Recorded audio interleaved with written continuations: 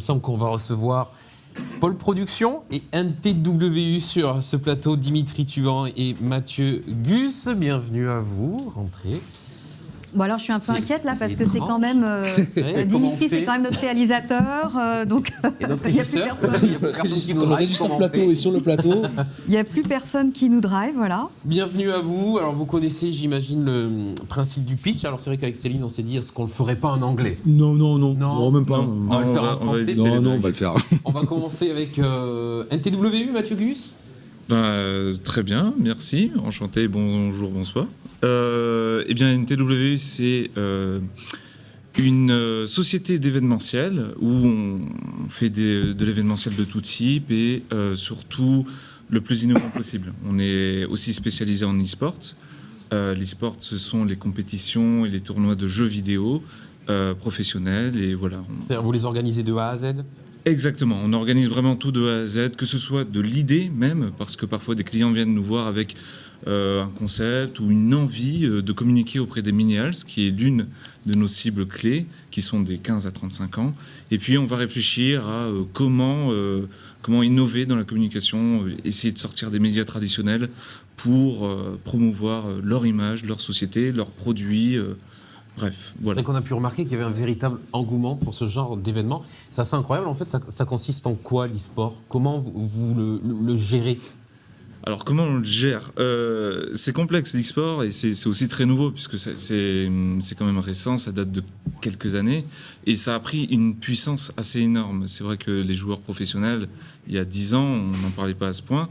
Et une puissance financière également assez phénoménale. Aujourd'hui, un professionnel d'e-sport, tu me disais tout à l'heure, gagnait environ 30 000 euros par mois.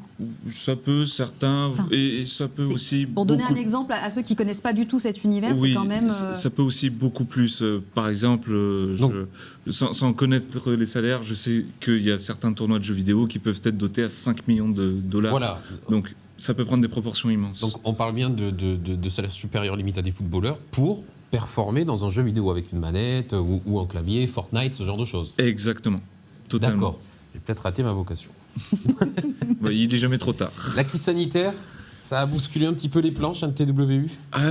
Oui, énormément. C'est vrai qu'on ne va pas se le cacher, la crise sanitaire, eh bien, c'est quand même compliqué. L'événementiel est à l'arrêt. Ça redémarre tout doucement, mais comme cet event-là, il faut juste innover.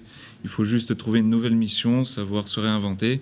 Et c'est pour ça qu'on est passé un peu en mode digital avec ce plateau.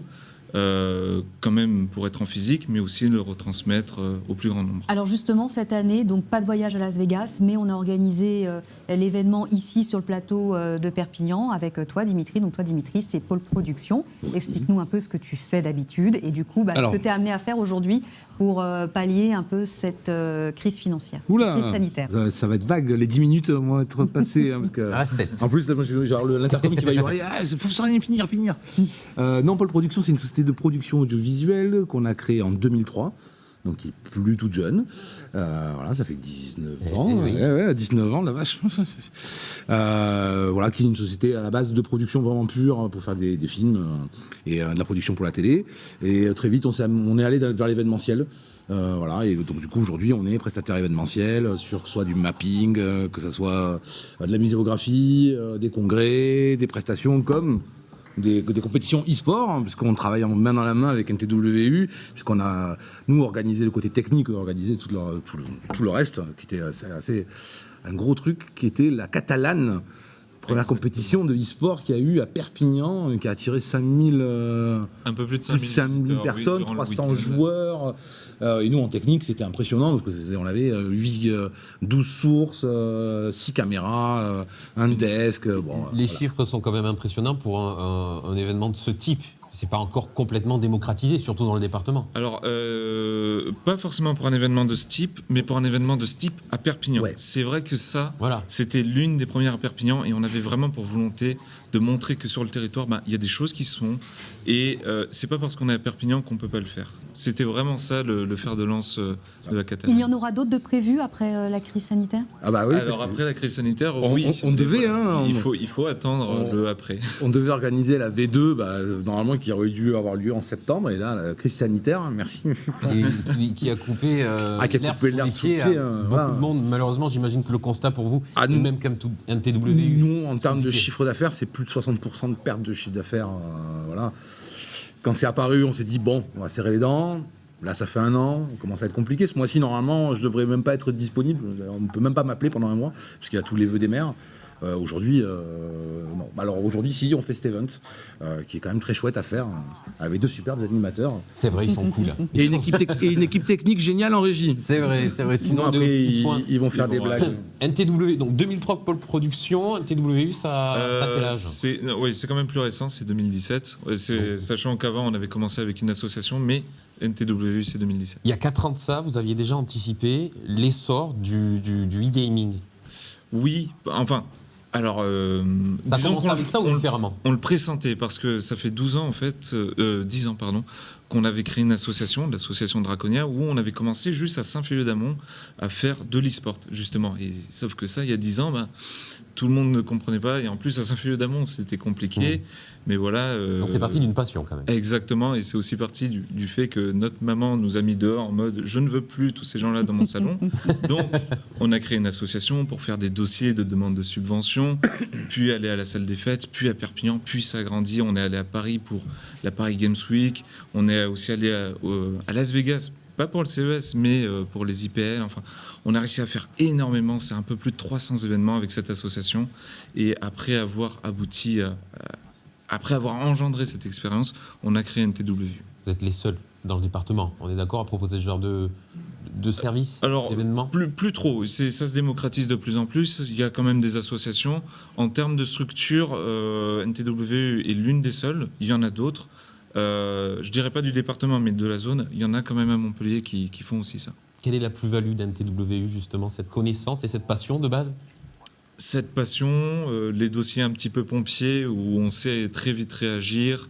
Et oui, non, la passion est vraiment le maître mot. C'est vraiment quelque chose qui nous anime. C'est vrai, je me suis laissé dire que vous aviez l'habitude de travailler dans l'urgence et pourtant le travail est toujours très bien fait. Pour l'instant, les clients ne se plaignent pas, donc on est très contents. Ils ont toujours pu retrouver leur désir dans la réalisation des missions. Donc c'est une très belle aventure. C'est surtout La qu'ils preuve ici. ne voient pas les coulisses, hein, c'est pour ça. Voilà. On s'est bien caché. L'événementiel, ça a dû évoluer. Ça n'est plus que du son, comment ça se passe aujourd'hui, l'événementiel? Il y a aussi une dimension tech qui est indispensable. Il y a une dimension technique qui commence à devenir indispensable. En même temps, YouTube, les réseaux sociaux, etc. Le fait que les gens, sur n'importe quel événementiel où ils vont, ils prennent des photos, ils envoient, ils font des vidéos, donc les gens ont vu. Nous, on l'a vu surtout sur le mapping, qui est quand même les projections sur les bâtiments, qui est impressionnant. Voilà, aujourd'hui, les gens nous appellent, nous disent « Ah, on a vu quelque chose », ils m'envoient un lien YouTube, ils voient des trucs démentiels de la Nuit des Lumières à Lyon. Voilà, hein, c'est un petit événement. Et donc, du coup, oui, effectivement, la tech commence à rentrer dans les mœurs. Enfin, les gens ne voient pas la technique. Les gens voient le waouh. Le résultat, oui. Voilà. Ils ne se doutent pas des fois de la technicité et toute la technique qu'il faut derrière pour arriver à faire cet effet waouh, quoi. Ici, sur le territoire, on a des événements quand même où il y a beaucoup de techniques, d'innovation. Comment ça se passe? Ou alors on est encore un peu timide pour l'événementiel, faire des choses un peu audacieuses? Non, ça commence. Ouais. Il commence à y avoir pas mal de choses en réalité augmentée. Il commence à y avoir des expos en réalité augmentée. Il commence à y avoir des hologrammes, des choses comme ça qui commencent à arriver. Après, ça dépend des événements. Hein. C'est sûr que on n'est pas le CES, on n'est pas Las Vegas, hein, on va être clair. Hein. Mais en tout cas, il y a beaucoup de sociétés. Il y aura Epistem qui vient aujourd'hui ou demain, voilà, qui fait de la réalité virtuelle. On a beaucoup de startups. On a un maillage qui est assez impressionnant. Il y a le PAM qui vient demain aussi d'ailleurs. Oui. Voilà, avec l'IDEM qui œuvre beaucoup là-dedans, dont on est membre d'ailleurs, que ce soit NTWU ou Pôle Production, depuis longtemps. Donc oui, il y a un vrai essor sur la technologie, l'envie et l'envie de créer en rajoutant de la technologie.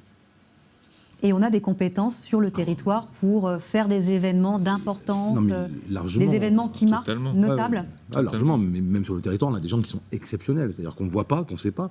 Mais par exemple, à Finestré, mon assistant réalisateur va faire oui. À Finestré, on a quand même, qui est pas loin, hein, on a quand même une personne qui a développé un logiciel absolument fou pour créer des événements, alors techniques, hein, lumière, son, sur des scènes tout en 3D, en collaboratif, en réalité virtuelle et de partout dans le monde, ce qui n'est pas dégueu. On a des gens qui travaillent pour... on a deux personnes qui sont la 3D pour Pixar, dont un qui vit à Homs. On a plein de gens comme ça. La 3D, c'est l'avenir ? Alors, la 3D, plus. la 3D, nous, on travaille beaucoup là-dessus. On est en train de beaucoup développer tout ce qui est... c'est encore en R&D, mais on est en train de beaucoup développer tout ce qui est réalité virtuelle, réalité augmentée. Surtout la réalité augmentée, voilà. Mais oui, effectivement, la 3D aujourd'hui, ça va être le plus, quoi. C'est-à-dire que demain, quand on ira voir des spectacles, il y aura forcément de plus en plus, il y aura des spectacles un peu en 3D, avec des choses en 3D, Alors, même y compris dans l'univers des gamers, par exemple, il y a des super shows où on voit des scènes impressionnantes la finale de avec League of Legends de l'année dernière. On y est déjà. Par exemple, oui, puisque la finale de League of Legends qui avait lieu à Bercy une ça, fois c'est à une Paris. finale de gamers. Ouais, c'est une finale de jeux vidéo, l'un des jeux vidéo peut-être pas le plus regardé, mais l'un des plus regardés vraiment. Le plus marquant aussi, en termes de moyens techniques déployés. Exact, Là, parce là, qu'il y a très eu... fort. Ah, il fait très fort. il y a eu une scène sur Bercy où c'était en réalité augmentée. Et ce qu'on voit d'habitude à l'écran sur un ordinateur ou dans un casque, cette fois, on le voyait en vrai. Et le plus beau, c'était que des danseurs dansaient physiquement avec la technologie. Et ce mélange humain-technologie était juste impressionnant en termes de spectacle. C'est ce genre c'est même plus des événements, c'est des shows au final que vous aimeriez apporter dans le département. Exactement. Et c'est pas trop cher, c'est accessible. Ça devient accessible, parce que ça coûte vraiment très très cher. Ouais, ça coûte quand même pas mal. C'est-à-dire, ça coûte combien? Un événement comme ça, Cet événement-là, En millions près. faire de la 3D, faire des shows 3D, alors ça dépend. Après, ça va devenir accessible quand Alors aujourd'hui, alors je vais parler en termes un peu charabia, mais les workflows, c'est-à-dire c'est toute notre chaîne de travail informatique et logiciel, c'est grandement amélioré. C'est-à-dire qu'on a des ordinateurs qui vont de plus en plus vite et des logiciels qui sont de plus en plus adaptifs et intuitifs, donc on peut aller vite. Après, ça reste quand même du travail humain, ça reste de la création. Et ça, le côté création, là, malheureusement, heureusement d'ailleurs, surtout pour les créateurs, c'est que ça prend du temps. C'est qu'aujourd'hui, créer un avatar 3D, il y a encore 3 ans, ça nous prenait une semaine. Aujourd'hui, effectivement, ça nous prend peut-être 2-3 jours, mais ça nous prend encore du temps. Ça prend du temps. Pour ce genre d'événement, est-ce que le bassin de population ici dans le 66, ou personne du moins passionnée, aguerrie par ce genre d'événement, est suffisant pour organiser des événements d'ampleur supérieure, ce qu'on a l'habitude de connaître? Totalement. Et en plus, le fait qu'il y ait cette population ici qui en demande, il y a aussi, il ne faut pas écarter ceux d'ailleurs, parce que les gens aiment aussi se déplacer, aller voir ça. Si on prend l'événement de Bercy, par exemple, il y avait des gens du monde entier qui venaient. Donc il ne faut pas s'adresser qu'aux locaux. Voilà, Il faut vraiment s'adresser à tout le monde et être en capacité de ramener les gens sur notre territoire pour leur montrer qu'il y a des choses qui s'y passent. Ouais, aujourd'hui, je reste persuadé que le Covid a changé quand même pas mal le mode de consommation des spectacles. Bon, même ma mère, j'embrasse si elle me regarde, qui a 72 ans, s'est acheté des billets de e-concert. Ouais. Voilà, c'est pas le public cible normalement, mais voilà, je pense qu'il y a beaucoup de gens qui vont commencer, voilà, et on essaie de travailler là-dessus justement. Et puis, Principalement parce qu'on n'a pas le choix. Là parce qu'on n'a C'est pas le seul le choix. moyen de consommer en Après, ça ne va pas remplacer non plus le goût d'avoir des spectacles. Il faudra toujours de l'humain et le contact humain. On reste des Ça animaux. sera certainement la solution pour voir une star qu'on aime qui est très loin, par exemple, qui va jouer au Canada et de ne pas avoir à se déplacer, ça effectivement. C'est exactement ça. Est-ce que ça pourrait réellement remplacer le bonheur du live? Non. Non, avec un Basmi. Non, parce que ça, voilà, Basmi, le parfait exemple. La musique, par exemple, ça reste des vibrations. Donc ça reste, c'est basique, c'est des molécules d'air qui se déplacent. Mais ça crée des vibrations et c'est ces vibrations qu'on aime. Et donc du coup, non, on ne remplacera jamais. Alors si, en mettant plein de Basmi, Oui, à la limite. on va dire Alban qui fabrique un siège Basmi entier. Mais après, voilà, Est-ce qu'il ne va pas même y avoir un regain d'intérêt pour les spectacles en présentiel après cette crise sanitaire? Parce qu'on s'est tellement privé là pendant un an que du coup, est-ce que finalement il n'y aura pas un manque d'offres par rapport à des gens qui ont énormément d'appétit pour tous les spectacles où on est vraiment là les uns avec les autres? Si, ça risque, mais je voulais revenir aussi. Ça va pas forcément prendre la place, mais ça va juste venir compléter. Souvent, quand on parle de technique ou quoi, on a peur que ça éclipse l'ancien, mais le but aussi, c'est de pouvoir ramener et de pouvoir juste offrir un panel d'offres. Un panel plus important, plus élargi. Important pour vraiment combler toutes les envies et répondre. On revient toujours au désir contact de humain, au chacun. final. Oui, ça reste essentiel. C'est de la création, c'est de l'émotion, ça reste, voilà. Ça reste de l'émotion. Quels sont vos clients? Ce sont les collectivités locales, Alors, c'est là, des privés? on a des clients qui se croisent, mais c'est vrai qu'on n'a pas trop les mêmes. Moi, c'est très territorial, institutionnel et privé. Nous, après- chez NTW, c'est un peu plus privé quand même. C'est un peu plus grosse entreprise, annonceur, ou bien youtubeur parfois, ça dépend. On est un peu moins sur le territorial. Vous avez besoin de quoi, très rapidement, pour terminer? Vous aurez besoin de quoi aujourd'hui pour progresser, aller chercher de nouveaux marchés? Il vous manque quoi? Oula, je te que, laisse commencer. que le Covid s'arrête. Oui, Alors, oui, on je va pas pense faire que ça. c'est... Non, aujourd'hui, ouais, voilà, c'est vrai que ça a coupé le pied, que ce soit pour. En plus, là, je peux parler pour les deux, parce que on est dans le même cas. On était en pleine évolution. 2020 allait être une année record chez nous. Voilà, on a fait une demi-année, quoi. Donc, du coup. Vous pensez que ça va repartir comme en 40 ou il va y avoir du temps à la reprise? Je pense qu'il y aura du temps. Je pense que ça va laisser des séquelles. Déjà, ça va laisser des séquelles dans les entreprises. Beaucoup. On commence à peine à voir le début de la crise sociale qui est derrière la crise sanitaire, quoi. Voilà, quoi. Ça, c'est vraiment, on est au balbutiement du problème. Donc, je sais pas, ça sera dépendant. Ah, on me dit. Dimitri, vous connaissez le principe quand on nous fait ça, c'est que c'est terminé. Oui, c'est ce que je fais d'habitude. Je passe 6 heures à faire ça. Dimitri Tuban, Pôle Production, Mathieu Gus, NTW. Merci d'être Merci venu beaucoup. sur le plateau. Merci à vous. On vous laisse retourner à la technique et nous aider à faire cette émission.